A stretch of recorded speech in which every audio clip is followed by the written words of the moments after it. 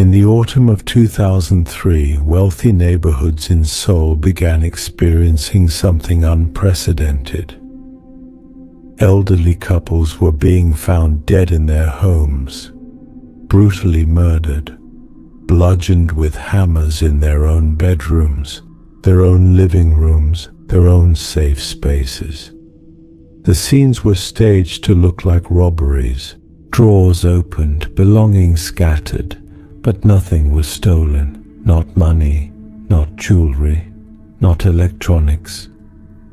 Just bodies left broken, and a city beginning to realize that someone was hunting. At first, police treated each case separately. A botched burglary here, a home invasion there. Tragic but isolated incidents. Then the pattern became impossible to ignore. And just as investigators were closing in on understanding who was targeting Seoul's wealthy elderly, the murders stopped. For weeks, nothing. And then women started disappearing. Young women who worked in Seoul's red light districts, massage parlor workers, escorts, women who went to meet clients and never came home. Their phones went dead. Their families never heard from them again. Were these connected to the elderly murders, or was this something else entirely? For 10 months, Seoul, one of the world's safest cities, lived with a predator moving through its streets. The investigation would become the largest manhunt in South Korean history. The media coverage would introduce an entire nation to a word they'd never needed before: psychopath. And when the truth finally emerged, it would be more horrifying than anyone had imagined. This is the story of Seoul's nightmare year. The investigation that couldn't connect the dots, and the massage parlor owners who caught a killer when police couldn't. Seoul, South Korea, September 2003. A city of 10 million people, glittering skyscrapers rising above ancient palaces. The subway carries millions daily through underground tunnels connecting every corner of the sprawling metropolis. Neon signs glow in districts like Gangnam and Hongdae. Street food vendors sell tteokbokki and hot dog on every corner. And it's safe. Extraordinarily safe. South Korea has one of the lowest crime rates in the developed world. Women walk alone at midnight without fear. Elderly people live independently. Children ride public transportation by themselves. Violent crime, particularly random violent crime, is so rare that people don't even think about it. Seoul isn't like New York or London or Los Angeles, where danger lurks in certain neighborhoods. Seoul is universally safe. You can walk anywhere, anytime, and feel secure. But that sense of safety is about to be shattered. Prologue: The Perfect City. Seoul, South Korea, 2003. In 2003, South Korea was riding high. The 2002 FIFA World Cup, co-hosted with Japan, had been a massive success, showcasing Korea to the world. The economy was booming. K-pop was beginning its global ascent. Korean dramas were becoming popular across Asia. Seoul was transforming into a gleaming modern metropolis while preserving its rich cultural heritage. Crime statistics were the envy of other nations. Homicide rate approximately 2.1 per 100,000 people compared to 5.7 in the United States. Violent crime exceptionally rare. Serial murder virtually unheard of. The few murder cases that did occur were typically crimes of passion, domestic disputes, business conflicts gone wrong, organized crime violence contained within criminal circles. Random murders, stranger-on-stranger killings, serial killers stalking innocent victims. Those were things that happened in American movies, not in Seoul. The Korean public's understanding of serial murder came entirely from Western media. Films like Silence of the Lambs, TV shows about FBI profilers, news reports about American cases like Ted Bundy or Jeffrey Dahmer. But those were American problems. Americans were violent, Korea was civilized, or so everyone believed. In September 2003, that comfortable illusion began to crack. Part 1. The Wealthy Dead. September-October 2003. September 25th, 2003. The first discovery. On the morning of September 25th, 2003, family members visiting an elderly couple's home in an affluent neighborhood of Seoul found something horrifying. The door was unlocked, unusual but not alarming. Elderly people sometimes forgot to lock their doors. Inside, the house was in disarray. Drawers opened, belongings scattered across the floor, the living room furniture disturbed. And in the bedroom, 2 bodies. Professor Lee Deok-soo, age 72, a retired university professor, and his wife. Both had been bludgeoned to death. The medical examiner would later determine they'd been struck repeatedly with a blunt object, likely a hammer, causing massive head trauma. But here was the strange part. Despite the house being ransacked, nothing appeared to be missing. Family members checked. Jewelry was still in the bedroom. Cash was in a drawer. Electronics were in place. Even the professor's expensive watch was still on the nightstand. If this was a robbery, why hadn't the burglar taken anything? Seoul Metropolitan Police assigned the case to their homicide division. Detective teams processed the scene, looking for evidence. What they found was puzzling. No signs of forced entry. The attacker had either been let in or had entered through an unlocked door. No fingerprints. The killer had worn gloves or wiped surfaces clean. No DNA evidence of value. No witnesses had seen anyone entering or leaving the house. The victims had been killed late at night when neighbors were asleep. The staging suggested robbery, but the lack of theft didn't make sense. Investigators theorized. Perhaps a burglar had broken in, planning to steal valuables. The elderly couple woke up and confronted him. He panicked, killed them, and fled without taking anything. It was the most logical explanation. The case was classified as a robbery homicide. Investigators began looking at known burglars operating in that area of Seoul. They interviewed neighbors, checked security camera footage from nearby streets, and compiled a list of suspects with histories of breaking into wealthy homes. But the trail went cold quickly. No suspects matched the evidence. No one had seen anything suspicious. The case stalled.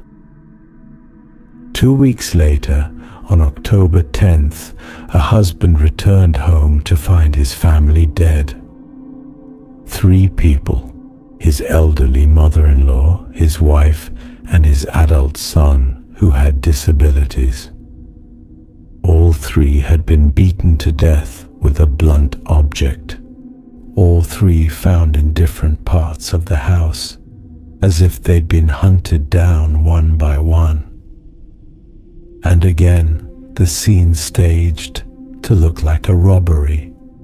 Drawers opened, belongings scattered, but nothing stolen. The husband had been out. He came home to carnage. When police arrived, they immediately recognized similarities to the September 25th murders. Elderly victims in a wealthy neighborhood, killed with blunt force trauma, likely a hammer. Scene staged as robbery, but nothing taken. No forced entry, no witnesses, no physical evidence identifying the killer. This wasn't a coincidence, this was a pattern. A week later, another elderly couple was found dead in their home. Same method, same staging, same result. Nothing stolen despite apparent robbery attempt. By now, Seoul Metropolitan Police realized they had a serious problem. Someone was systematically targeting wealthy elderly people in Seoul. 3 separate attacks in 3 weeks, 6 people dead. And they had almost no leads. In late October 2003, Seoul police formed a special task force to investigate the murders. The media was beginning to report on the hammer killer targeting Seoul's elderly wealthy residents. Headlines warned, "Serial killer targeting the elderly. Is your grandmother safe?" Fear spread through affluent neighborhoods. People who'd never worried about crime suddenly installed security systems, double-locked their doors, checked on elderly relatives obsessively. The task force worked around the clock, comparing evidence from all 3 crime scenes, interviewing neighbors and potential witnesses, reviewing security camera footage from areas near the attacks, compiling lists of people with criminal histories involving violence or burglary, consulting with forensic psychologists about what kind of person commits these crimes. The forensic psychologist's profile suggested male, likely between 45 years old, physically strong enough to overpower elderly victims, familiar with wealthy neighborhoods possibly through work, delivery driver, repairman, etc. Motivated by hatred of the wealthy or by a psychological compulsion. Intelligent and careful, leaving no physical evidence, likely to strike again. The last point was the most terrifying. Through November, the attacks continued. November 4th, a wealthy businessman and his wife, both in their 60s, found beaten to death in their home in Gangnam district. November 19th, an elderly widow living alone killed in her apartment in Seoul district. November 28th, another couple in their 70s, murdered in their home in Songpa district. The killer was moving across different districts of Seoul, making it harder to predict where he'd strike next. The attacks weren't concentrated in one area where police could focus resources, and he was becoming bolder. The November 28th attack occurred earlier in the evening, around 9 p.m. instead of late night. The killer was growing confident, taking more risks.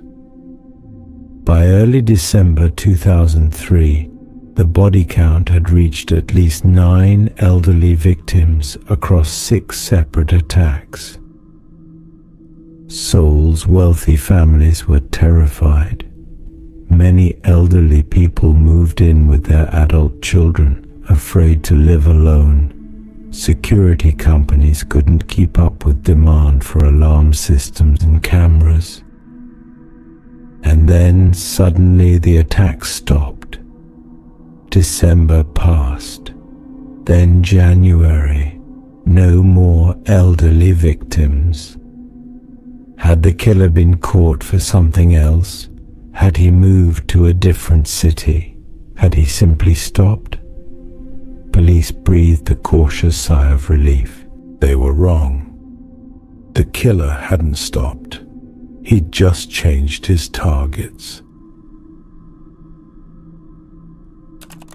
Part 2. The Disappearances. January-March 2004. In February 2004, police in Seoul's Imundong neighborhood investigated the murder of a young woman. She was 20 years old, worked in a clothing store, and had been attacked while walking home one evening. She was found dead from blunt force trauma, struck repeatedly with a hammer. The method matched the elderly victims, but this woman wasn't elderly. She wasn't wealthy. She didn't fit the profile at all. Was this the same killer, or a copycat, or completely unrelated? Investigators weren't sure. The case was noted as possibly connected, but not definitively linked to the wealthy elderly murders.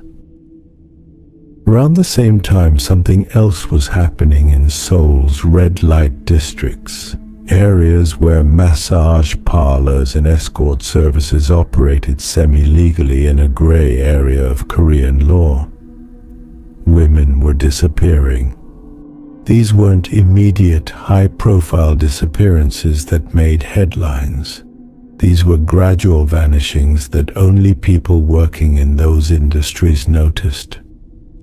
A massage parlor worker would go to meet a client and never return. Her phone would go dead. She'd simply vanish.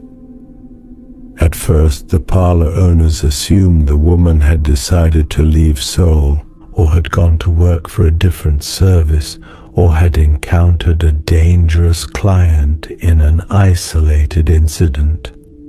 But it kept happening. Another woman gone, then another, then another. By March 2004, massage parlor owners in different parts of Seoul were comparing notes. They were realizing that women were disappearing at an alarming rate. But when they tried to report these disappearances to police, they were largely dismissed. There's a harsh truth about how societies treat different victims. When wealthy, elderly people were being murdered in nice neighborhoods, it was front-page news. The police formed task forces. The public was outraged. Resources poured into the investigation. When sex workers started disappearing from red light districts, police barely noticed. The women who worked in massage parlors and as escorts existed in the margins of Korean society. They were stigmatized. Many used false names to protect their families from shame. They didn't have regular schedules or stable addresses. They moved frequently. They dealt with dangerous clients as part of their work. If a sex worker disappeared, it was easy to assume she'd just moved cities or quit the industry or encountered one bad client. Not that she was a victim of a serial predator. The massage parlor owners knew better. They saw the pattern police were missing. Women kept disappearing after going to meet clients. And some of those women had last been seen responding to calls from the same phone number. Someone was systematically calling massage parlors, requesting women come to meet him, and those women were never coming back. The owners started warning their workers, "Don't go to this number, women disappear." But the calls kept coming, and some women, desperate for money, new to the business, unaware of the warnings, kept going. Through March and April 2004, at least 6 women disappeared from Seoul's massage parlor scene. Their families filed missing persons reports, but the cases went nowhere. Police had thousands of missing persons cases to deal with. Adults are allowed to disappear if they want to. Without evidence of foul play, there wasn't much investigators could do. The massage parlor owners grew increasingly frustrated. They had information, a phone number, client descriptions, patterns. But when they took this information to police, they were treated with suspicion. After all, what they were describing was prostitution, which was illegal. Were these parlor owners admitting to running illegal operations? Should police be investigating them instead? The systemic bias against sex workers meant their concerns were dismissed as not credible or not worth investigating. Meanwhile, women kept disappearing.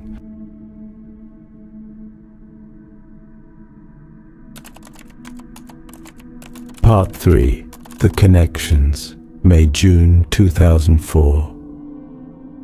By May 2004, the massage parlor community in Seoul had developed an informal warning system.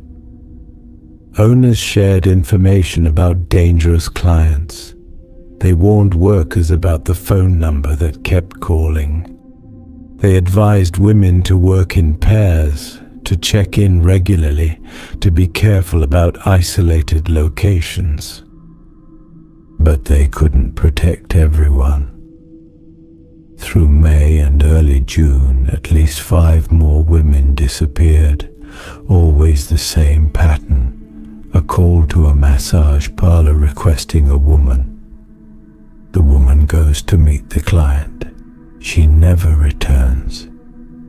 Her phone goes dead. She's never seen again. One massage parlor owner, increasingly desperate, tried again to get police to take the disappearances seriously. He explained, 10 women, maybe more, have disappeared after going to meet clients. Several went to the same phone number. This isn't normal. Someone is doing something to these women. The officer he spoke to took a report, but said without bodies or physical evidence, there wasn't much police could do. Adults were allowed to leave town. Maybe these women had just decided to start over somewhere else. The massage parlor owner left frustrated and frightened. His workers were disappearing. The police wouldn't help. What else could he do? While massage parlor owners and sex workers were terrified, the general public had no idea what was happening. The disappearances weren't being reported in mainstream media. Sex workers going missing didn't make headlines the way elderly murder victims did. Seoul continued life as normal. People went to work, rode the subway, ate at restaurants, completely unaware that a predator was moving through that city, systematically killing. The disconnect was stark. In wealthy neighborhoods, fear lingered from the autumn murders of elderly couples, but with no new attacks since November, people were beginning to relax. Maybe the killer was gone. In red light districts, terror was building as more women vanished, but this fear was contained to a community society largely ignored. No one realized these two patterns, the wealthy elderly dead and the sex workers missing, might be connected. No one except the killer himself. In June 2004, the disappearances accelerated. 4 women vanished in a 2-week period, all after going to meet clients, all their phones going dead immediately after. Massage parlor owners compared notes. They realized they were all receiving calls from the same few phone numbers. The caller had multiple phones, but his voice was the same. Some workers who'd met him before recognized his pattern. He was polite on the phone, he paid well, he seemed like a normal client. And then the women disappeared. The owners made a decision. They would track this man themselves. Since police wouldn't help, they'd figure out who he was and where he was operating. They began keeping detailed logs. What phone number called, what time, what the caller requested, which woman went to meet him, the location where they were supposed to meet. If a woman didn't check back in within 2 hours of meeting a client, the owners would call police and the woman's family immediately. It was a crude system, but it was something. And in July, it would finally pay off. Part 4. The Trap, July 2004. On the morning of July 13th, 2004, around 5 a.m., a massage parlor received a call. A male voice, polite, asking for a woman to come meet him. He provided an address, an apartment in Mapoku, a district in western Seoul. The parlor owner checked his records. This was one of the phone numbers on their warning list, but the caller had been inactive for a few weeks. Maybe he'd stopped. Maybe it was safe now. Or maybe he was just being cautious, laying low before striking again. The owner sent a woman, Im Mi-yeon, 27 years old. He told her to check in within 2 hours. If he didn't hear from her, he'd call police. Im Mi-yeon left around 5:30 a.m. She called when she arrived at the apartment. "I'm here.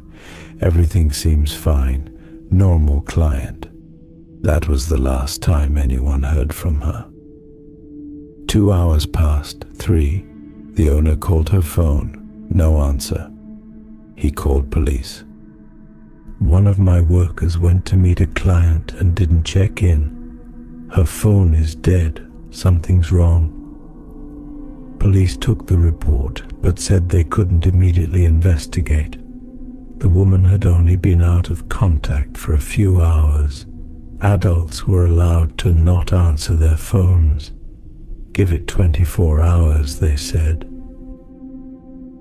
On July 14th, the next morning, the same massage parlor received another call. But this time, the call was coming from Im Mi-yeon's phone number. A male voice, the same polite voice from previous calls, requesting another woman be sent to the same address.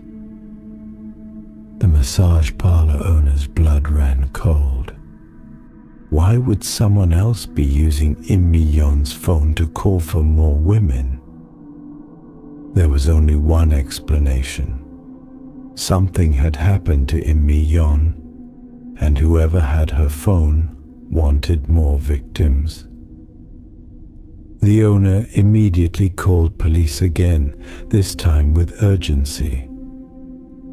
"The man who took my worker is using her phone to request more women. He has her phone. Something terrible has happened." This time, police took it seriously. Seoul police, finally understanding the gravity of the situation, devised a plan. They would send someone, an undercover female officer, to meet the suspect at the location he'd specified. Male officers would be stationed nearby to arrest him when he arrived. The location was a motel in Mapogu. The time was set for 10 p.m. on July 15th. But there was a critical miscommunication. The surveillance officer who was supposed to stake out the motel left his position before 10 p.m., believing the suspect wasn't going to show up.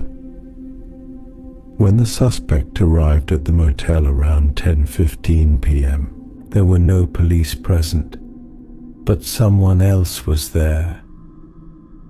The massage parlor owners, having coordinated with each other, had sent several of their workers and managers to the motel. They were tired of waiting for police to protect them. They were going to confront this man themselves. When a man matching previous descriptions entered the motel lobby, the massage parlor employees recognized him immediately. Some workers had seen him before during previous appointments with women who'd later vanished. "That's him," one woman whispered. The group surrounded the man, blocking his exits. "Where's Im Mi-yeon?" one of the owners demanded. "Where are the women?" The man looked startled, then tried to push past them and leave. The group physically restrained him, holding him until police could arrive. When officers finally showed up, responding to a call about a disturbance at the motel, they found the suspect being held by a group of angry massage parlor workers who'd done the detective work police should have done months earlier. The man was calm, almost resigned. He didn't resist arrest. He gave his name, Yoo Young-chul, age 34, resident of an apartment in Western Seoul. And when police searched his apartment the next day, they would discover the full horror of what he'd been doing for the past 10 months. Part 5. The Truth Emerges, July 16th, 2004. The apartment. On July 16th, 2004, investigators obtained a warrant to search the apartment where Yoo Young-chul lived, the same apartment where Im Mi-yeon had gone on July 13th and never returned. What they found was a scene from a nightmare. The apartment was small, dingy in a working-class neighborhood. From outside it looked ordinary. Inside it was a slaughterhouse. Blood. Everywhere blood. On the walls, the floor, the bathroom tiles, recent blood and old blood, layers of it, some cleaned and some not. In the bathroom they found evidence of dismemberment, sores, knives, plastic sheeting. The drain had been partially clogged with tissue and bone fragments. In the bedroom closet, they found victim belongings, purses, phones, jewelry, IDs, each item representing a woman who'd come to this apartment and never left. And in a storage area they found maps of Seoul with locations marked. Some of the marks corresponded to where the elderly victims had been killed. Others marked different areas, possibly burial sites or dumping locations. This wasn't just a murderer's apartment, it was a killing factory. Yoo Young-chul was brought in for questioning on July 16th. Initially, he admitted only to killing Im Mi-yeon. Yes, she'd come to his apartment on July 13th. Yes, he'd killed her. Yes, he'd used her phone to call for more women. But as interrogators pressed him and presented evidence from his apartment, his story began expanding. "How many women did you kill?" Yoo hesitated, then said quietly, "Maybe 10. I'm not sure exactly. What did you do with the bodies? I cut them up, made them smaller, easier to move. I buried the pieces in the mountains. Which mountains? Behind Bongwon Temple, in the northern part of Seoul, up the trails where hikers don't go. As the interrogation continued through July 16th and into July 17th, you confessed to more and more murders. Not just the massage parlor workers, not just Im Mi-yeon and the 10 others. He confessed to the elderly victims too. By July 19th, Yoo Young-chul had confessed to 26 murders total. At least 9 elderly people, wealthy seniors living in nice neighborhoods. At least 15 women, mostly massage parlor workers and escorts. At least 1 young woman from Imun-dong who he'd mistaken for a sex worker. Possibly more victims whose bodies were never found. The interrogators were stunned. They'd been investigating 2 separate patterns, the elderly murders and the sex worker disappearances, never realizing they were the work of the same person. Why did you kill the elderly people? They asked. Yu's response was chilling. I hated rich people. They looked down on me my whole life. I wanted them to know what it felt like to be powerless. And why did you kill the women? They were sluts, prostitutes. They rejected men like me. They needed to be punished. There was no remorse in his voice. No recognition that his victims had been human beings with families and lives and value. He described killing the way someone might describe their commute to work.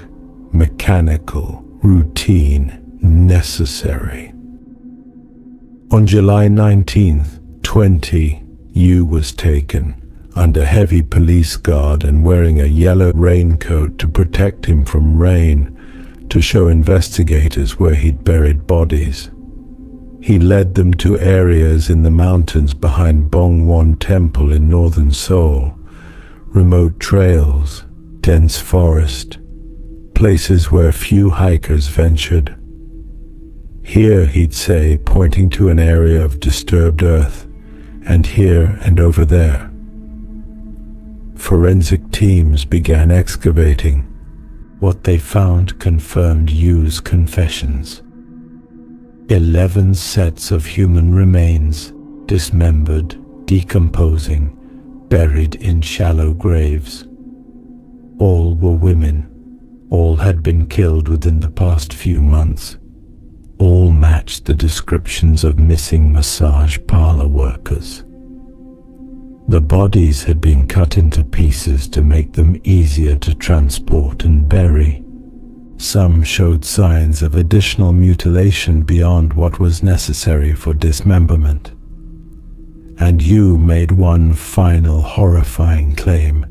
He said he'd eaten the livers of some of his victims. Forensic pathologists couldn't confirm this claim. The remains were too decomposed, and livers may have been removed, but whether Yu actually consumed them couldn't be proven.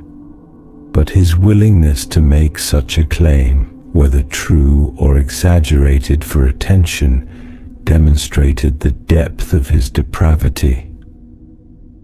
On July 18th, during transport between facilities, Yu briefly escaped police custody.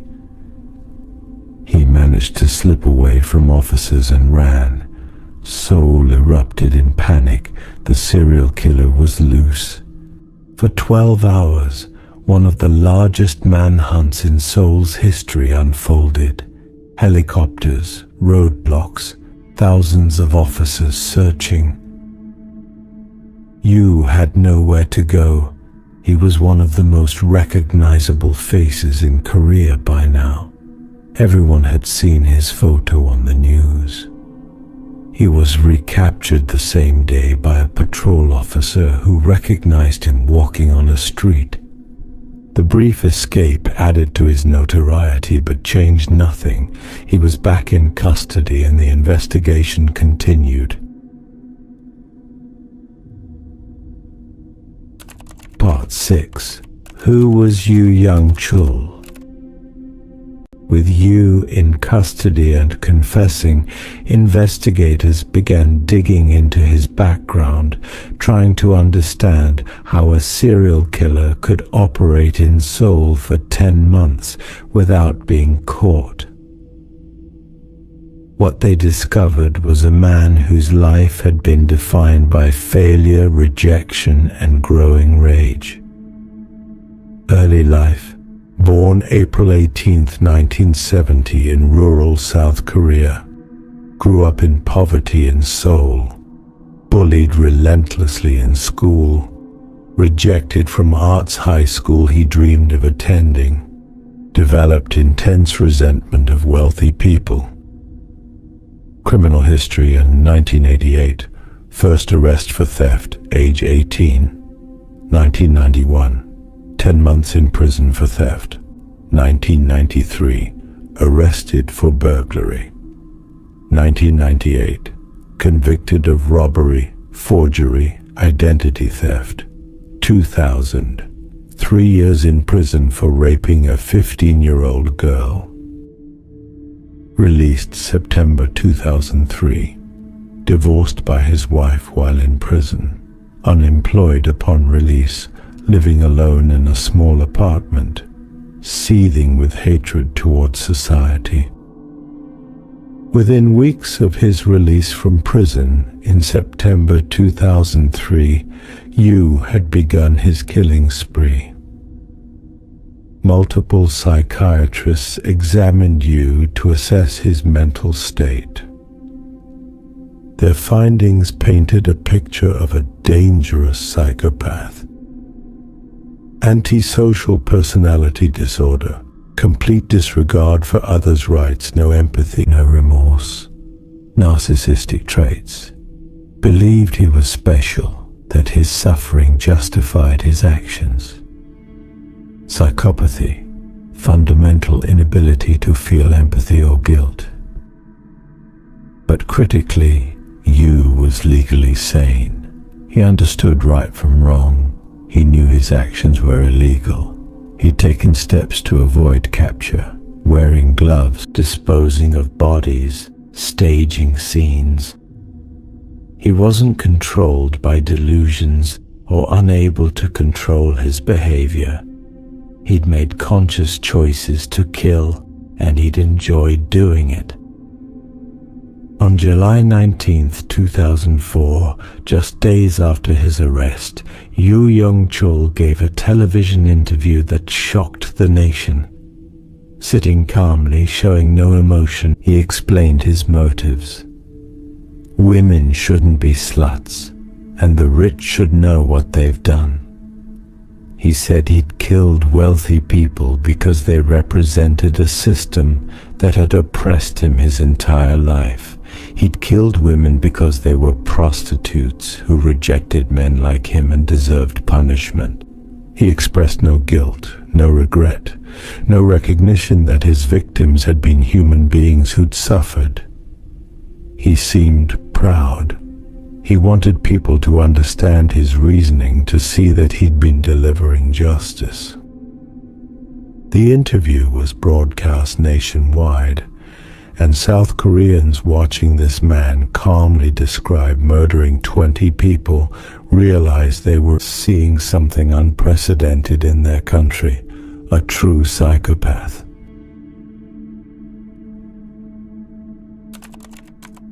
Part 7. The Trial and Aftermath. The trial of Yu Young-chul was brief. The evidence was overwhelming. His confessions were detailed and corroborated by physical evidence. There was no question of guilt. The only question was punishment.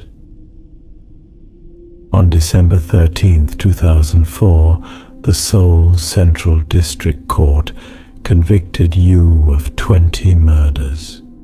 One case was later found to have been committed by a different serial killer and was removed from Yu's conviction.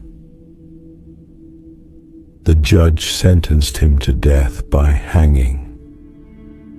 It was one of the most severe sentences in South Korean legal history, death specifically for the brutality and number of victims. But there was a problem. South Korea hadn't executed anyone since 1997. The country was effectively abolitionist in practice. So Yu was sent to Seoul Detention Center to await an execution that would likely never come.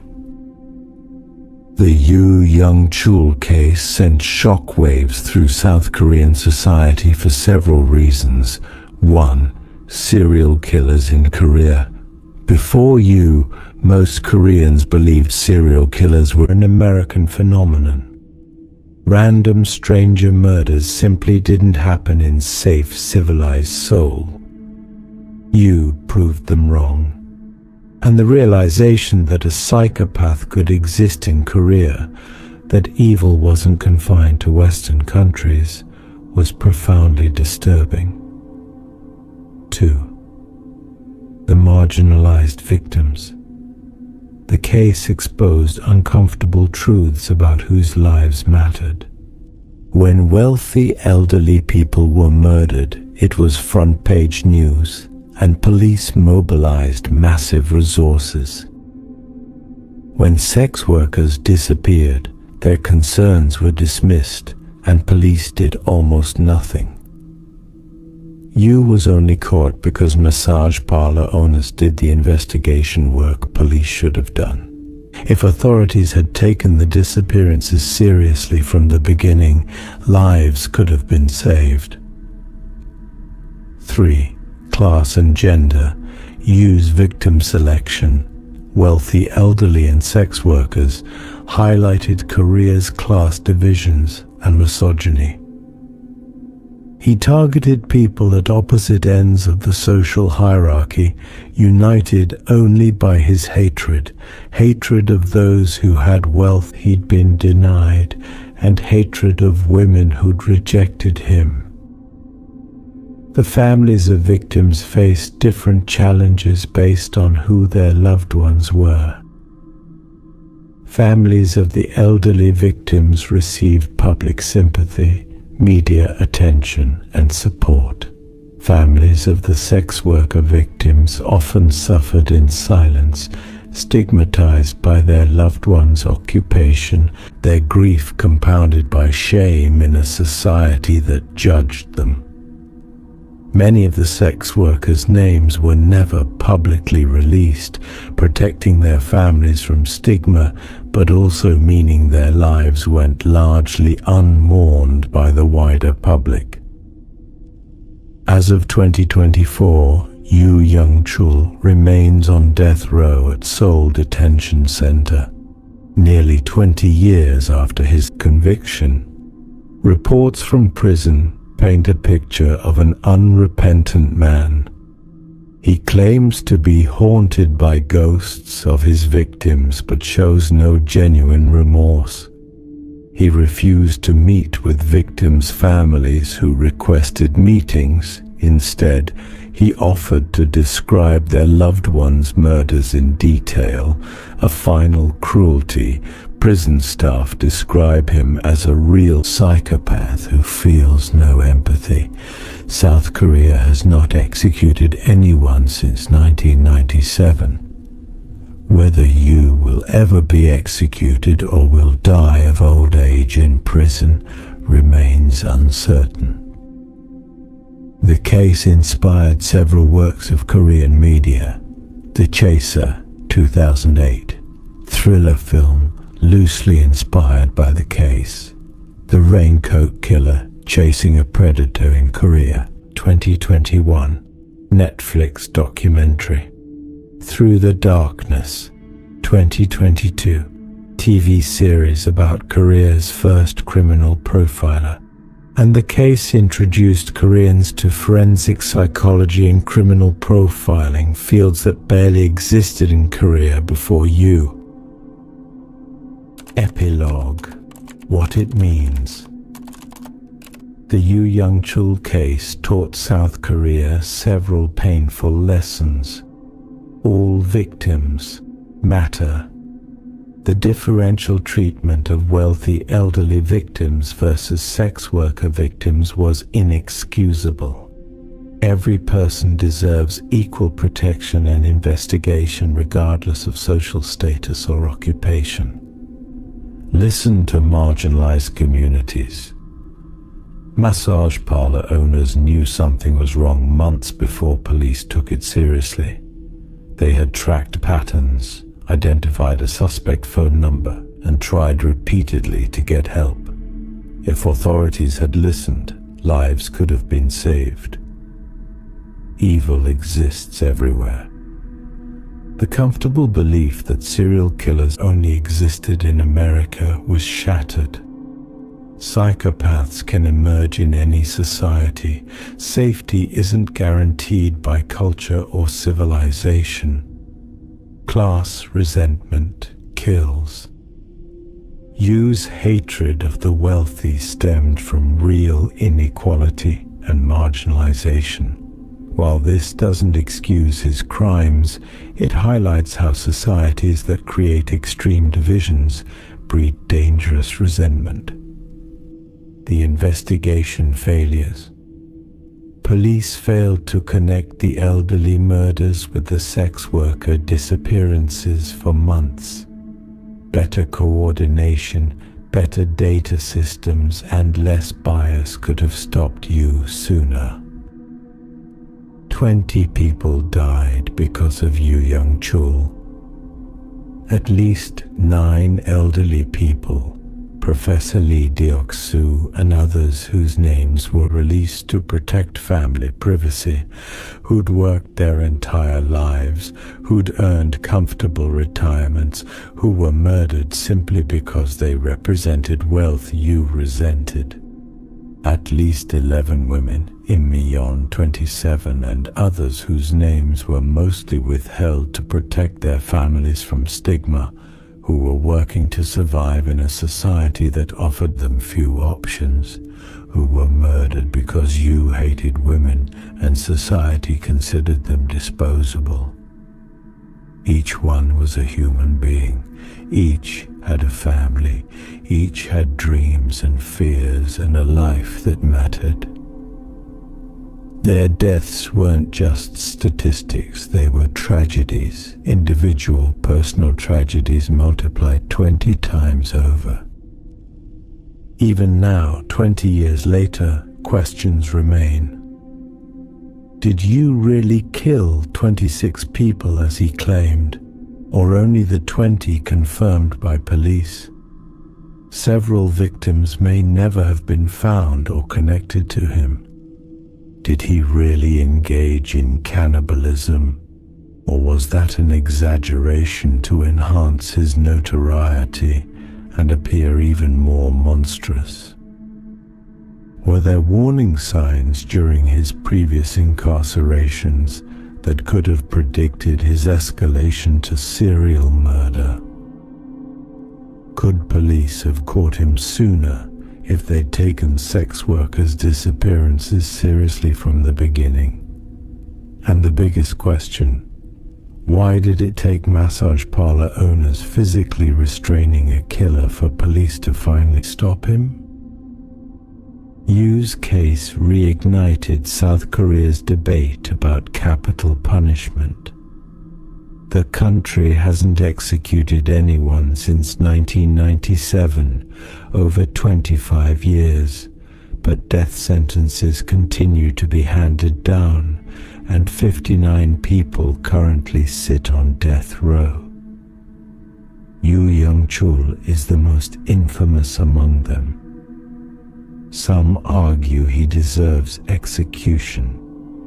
that someone who killed 20 people with no remorse and shows no rehabilitation should face the ultimate punishment.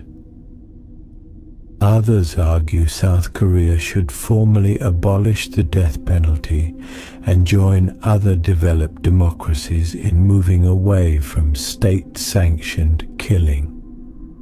In 2023, Yu was relocated to a facility with an execution chamber, sparking speculation that executions might resume, but as of 2025, none have been carried out. So Yu sits in his cell, aging, claiming to be haunted but showing no genuine remorse, while families of his victims wait for justice that never quite comes. The story of Seoul's nightmare year, September 2003 to July 2004, isn't just about one man's crimes. It's about systemic failures that allowed those crimes to continue for 10 months. It's about a society that valued some victims more than others, that mobilized resources for wealthy elderly while dismissing the disappearances of sex workers. It's about class resentment and misogyny finding violent expression in a man who felt the world owed him everything and had given him nothing.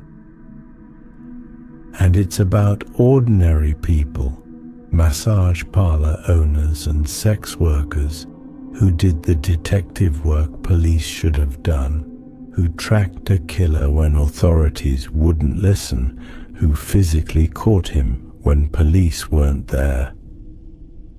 The image that defined the case, Yu Young-chul in a bright yellow raincoat, leading police through mountain forests to shallow graves, became iconic for its mundane horror. He wasn't a monster from nightmares. He was just a man in a raincoat. That's what made him so terrifying. He looked ordinary. He sounded polite on the phone. He could walk through Seoul unnoticed, just another face in the crowd of 10 million. Until he picked up a hammer and decided someone needed to die. In all the focus on Yu, his psychology, his trial, his claims of cannibalism, his life in prison, we must remember the people who actually matter. The 20 victims who died.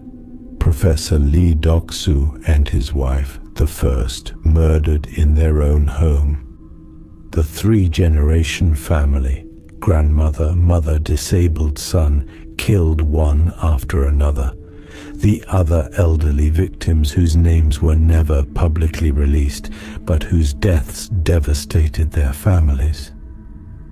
Im Yeon, 27 years old, who went to meet a client on July 13, 2004, and whose death finally led to the killer's capture.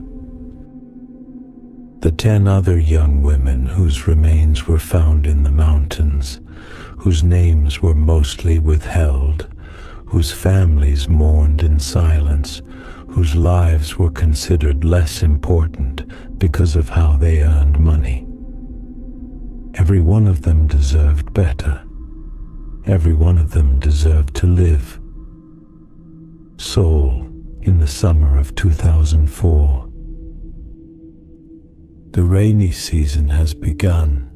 Monsoon rains fall steadily, turning streets into rivers, drumming on umbrellas, washing the city clean. Somewhere in those mountains behind Bongwon Temple, forensic teams are digging in the mud and rain. They're finding bodies, piece by piece, shallow grave after shallow grave. And in police custody, wearing that yellow raincoat, a man leads them from site to site with the calm efficiency of someone showing you around a museum. Here, he says, pointing, and there, and over in that direction. No emotion, no remorse, Just a man in a raincoat, describing where he buried human beings the way you describe where you parked your car. That's the image that haunted Seoul. Not a monster with fangs and claws, but an ordinary man who decided that his hatred was more important than other people's lives. For 10 months he walked among 10 million people. He rode the subway. He called massage parlors from his phone. He entered wealthy neighborhoods and knocked on doors. And 20 times he killed. So remember, sometimes the most terrifying monsters aren't the ones from horror movies. They're the ones who look just like everyone else. Sleep well, if you can.